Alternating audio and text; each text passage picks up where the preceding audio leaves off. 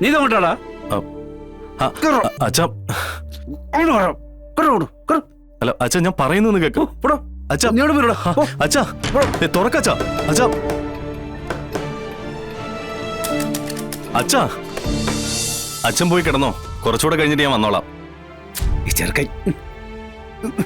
അയ്യോ അച്ഛാ, അച്ഛൻ ചെന്ന് കിടന്നോളാൻ. ഇങ്ങോട്ട് വാടാ നീ. അച്ഛാ അച്ഛാ ഞാൻ വന്നോളാം. പിന്നെ ഈ സമയത്ത് മഞ്ഞ് കൊള്ളരുതടാ.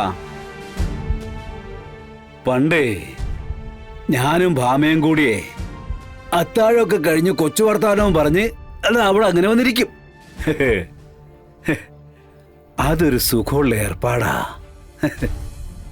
അന്ന് നടന്നതും നാളെ നടക്കാനിരിക്കുന്നതും എന്തൊക്കെ നടത്തണമെന്ന് വേണ്ട ഒരു കുടുംബത്തിന്റെ ഭാവി കാര്യങ്ങളൊക്കെ ചർച്ച ചെയ്യുന്നതേ ഈ ഒരൊറ്റ ഇരിപ്പില. അതില് സ്വപ്നങ്ങളുണ്ടാവും, നടക്കാതെ പോയ നഷ്ടങ്ങളുണ്ടാവും. എല്ലാത്തിനും പുറമെ പരസ്പരമുള്ള സ്നേഹവും ഐക്യവും ഒക്കെ ആ ഒരൊറ്റ ഇരിപ്പി കിട്ടും. ഇന്നത്തെ ഭാര്യയ്ക്കും ഭർത്താനും ഒക്കെ അങ്ങനെ ഇരിക്കാനോ സംസാരിക്കാനോ എവിടെയാ നേരം? കാശുണ്ടാക്കാനുള്ള നെട്ടോട്ടമല്ലേ. എന്നിട്ട് എന്തോ നേടുന്നേ? ഒന്നും നേടുന്നുമില്ല. രാവിലെ മുതൽ വൈകുന്നേരം വരെയുള്ള ഈ കിടന്നുള്ള ഓട്ടം മാത്രമാ. കാശുണ്ടാക്കാനുള്ള ഓട്ടത്തിനിടയ്ക്ക് എവിടാ ഈ സ്നേഹവും ബന്ധവും ഒക്കെ? ഇവിടെ എനിക്കിപ്പോ നിങ്ങളുടെ കാര്യത്തിൽ തോന്നുന്നതും അതൊക്കെ തന്നെ. ഒരു സംസാരം ഇല്ല, പഴയ പോലുള്ള കളിയും ചിരിയില്ല, ഒന്നിച്ചുള്ള പുറത്തുപോക്ക് പോലുമില്ല. എടാ എന്തോടെ മക്കളെ നിങ്ങളുടെ ജീവിതത്തിൽ സംഭവിച്ചേ?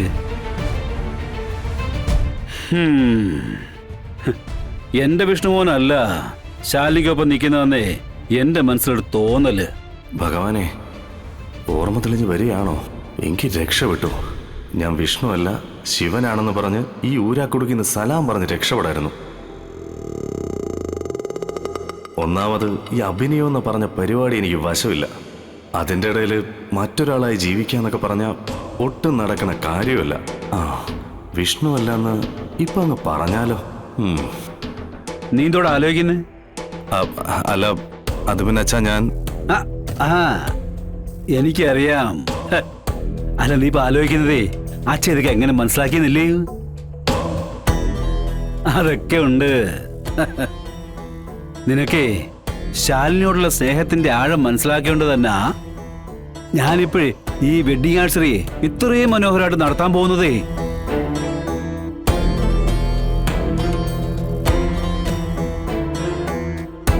നിങ്ങളുടെ ഈ പരസ്പര സ്നേഹവും വിശ്വാസവും ഒക്കെ ഇനിയും കുറെ അധികം കാലം നിൽക്കണം. നിങ്ങള് പരസ്പരം അകന്ന് മാറേണ്ടവരൊന്നും അല്ല, എപ്പോഴും അടുത്തിടപഴകേണ്ടവരാ. അതുകൊണ്ടാ അച്ഛൻ കുട്ടികളെ മാറ്റിക്കിടത്തി നിങ്ങൾ ഒന്നിച്ച് ഒരു മുറി കിടക്കണമെന്ന് പറഞ്ഞത്. മനസ്സിലായ? ഇല്ല, ഇതൊരു ഓർമ്മയും തെളിഞ്ഞിട്ടില്ല. തെളിഞ്ഞില്ല എന്ന് മാത്രമല്ല, രോഗാവസ്ഥ കുറച്ച് കൂടിയെന്നൊരു സംശയമുണ്ട്.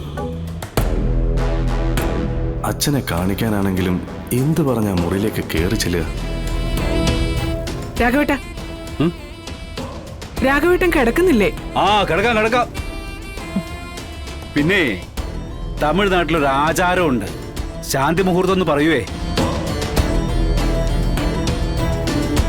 അത് ചില ആൾക്കാർ ഇപ്പോഴേ നമ്മുടെ നാട്ടിൽ ആഘോഷിക്കാറുണ്ടേ. ഇത് അതാണെന്നങ്ങ് കരുതിയാ മതി. ചെല്ലട മോനെ, ചെന്ന് കിടക്കാൻ നോക്ക് പോ. ഞാൻ കിടന്നോളാം. അച്ഛൻ ചെന്ന് കിടന്നോ. പറ്റില്ല. നീ നിന്റെ മുറി കയറിട്ടെ ഞാൻ എന്റെ മുറിക്കകത്ത് കയറത്തുള്ളൂ. ഇങ്ങോട്ടാ. അല്ല അച്ഛാ, ഇങ്ങോട്ട് വരാ പറഞ്ഞേ. ഞാൻ കൊണ്ടാക്കാം. അച്ഛൻ ഞാൻ കിടന്നോളാം. നീ മിണ്ടായി കൂട്ട് വാ. ഇങ്ങോട്ട് അച്ഛാ ഞാൻ വരാം. ഇങ്ങോട്ട് അച്ഛാ വരാം. ഇങ്ങോട്ട് വാ. ശിവ, തൽക്കാലം ഇപ്പൊ അകത്തേക്ക് പൊയ്ക്കോ. രാഘവേട്ടൻ ഉറങ്ങിക്കഴിയുമ്പോ ഞാൻ വന്ന് വിളിച്ചോളാം. ഇല്ലെങ്കിൽ രാഘവേട്ടൻ സമ്മതിക്കത്തില്ല. എന്തോടാ അമ്മ പറയുന്നേ? ഏയ് ഒന്നുമില്ല. ആ ഭാമേ, ഞാൻ പറഞ്ഞില്ലേ ഇവർ തമ്മിൽ എന്തോ വഴക്കുണ്ട്. ആ, ഇല്ലെങ്കിലേ ഇവൻ ഇങ്ങനെ ഒഴിഞ്ഞു മാറി നിൽക്കത്തില്ല. നീ വാടാ, ഞാൻ നിന്നെ മേലെ കൊണ്ടാക്കാം. വാ, ഇങ്ങോട്ട് ഓടും. അച്ഛാ ഇങ്ങോട്ടോ അച്ഛാ ഞാൻ അങ്ങോട്ട് നടക്കടാ. എടാ, ഭാര്യയും ഭർത്താവും ആവുമ്പോഴേ കുറച്ച് സ്നേഹവും അടുപ്പൊക്കെ വേണം. അതിങ്ങനെ മാറി എന്നാലും ശരിയാവത്തില്ല. അല്ല അച്ഛാ ഞാൻ എന്തുവാ നീ അങ്ങോട്ട് നടക്കടാ, അങ്ങോട്ട് നടക്കാം. അച്ഛാ ഞാൻ പൊക്കോളാം. എടാ, നിന്റെയൊക്കെ പ്രായം കഴിഞ്ഞാണ് ഞാൻ ഇങ്ങോട്ട് വന്നത്. നടക്കടാ അങ്ങോട്ട്. അച്ഛാ ഞാൻ നിന്നോട് നടക്കാനാ പറഞ്ഞേ, നീ അടി മേടിക്കുവേ. നടക്കടാ അങ്ങോട്ട്, നടക്ക്. ആ ഈശ്വരാ. ഇങ്ങോട്ട് ഓടാ.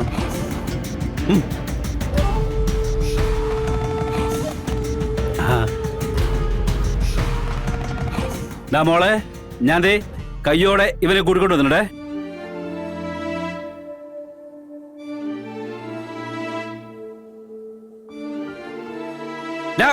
അവിടെ ഇല്ല, എവിടെ പോവാ?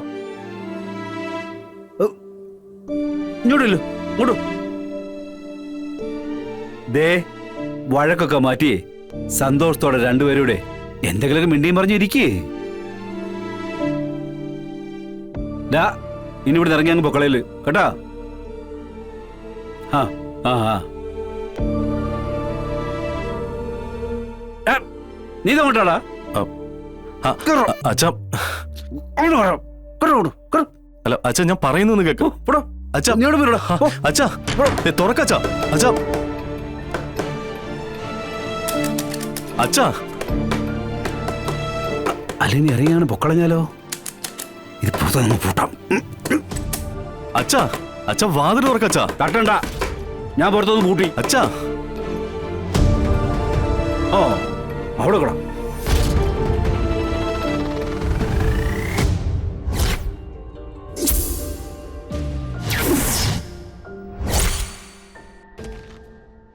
എന്താ ഉദ്ദേശം? ഒഴിഞ്ഞു മാറാൻ ഞാൻ ഒരുപാട് ശ്രമിച്ചു. അച്ഛൻ സമ്മതിക്കുന്നില്ല. ഒടുവിൽ സത്യാമ്മ വന്ന് അച്ഛൻ ഉറങ്ങിക്കഴിഞ്ഞ് വിളിക്കാന്ന് പറഞ്ഞിട്ടുണ്ട്. അതുവരെയുള്ള സമയം നമുക്ക് രണ്ടുപേർക്കും പരസ്പരം സഹിക്കാം. ഈ മുറിയിൽ എന്റെ വിഷ്ണുവേട്ടനല്ലാതെ മറ്റൊരാൾ കയറുന്നത് എനിക്ക് ഒട്ടും ഇഷ്ടമുള്ള കാര്യമല്ല. ഇറങ്ങിപ്പോ ഇവിടെന്ന്.